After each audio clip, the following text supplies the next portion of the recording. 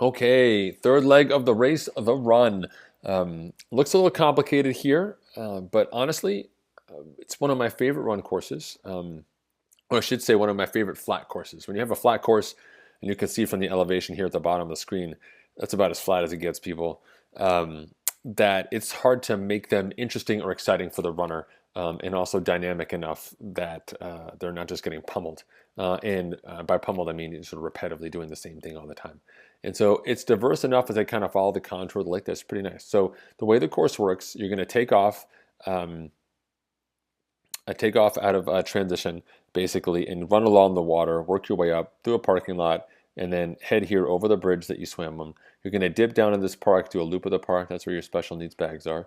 So you can technically access them on lap 1, 2, or 3, potentially not all 3, right?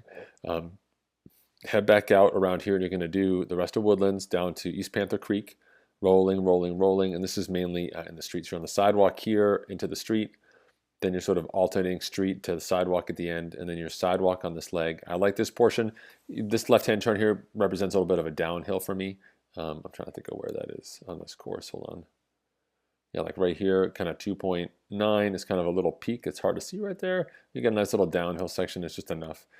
Come down here, run past the lake again, which is wide open. Could be hot if it's really sunny. Come down here and you work your way around the lake here on this development, the backside. It's kind of neat to see. This section in here is like the only hill on the day. It's a short, steep hill, but it can be a bear. And then in this development area here, basically, you take a cut out through the back and drop down on that path. And now you're going to run along the canal again as you do the rest of your loops. And this becomes like a tailgate area all through here for spectators and fans alike. Super fun.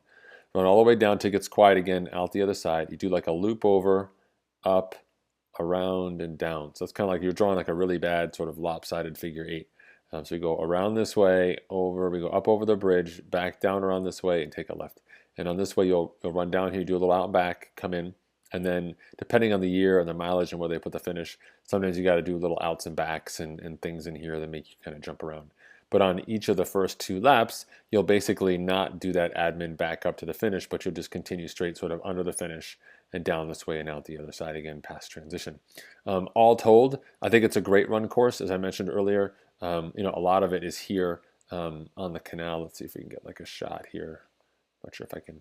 Let me see that. There you go. So you can see the canal, what it looks like. Very friendly, windy. Like I said, it can be hot. Again, earlier race, hopefully a little bit more user friendly for you, but a great place to run. In fact, people will likely be kind of training and running on that all week, which is fantastic.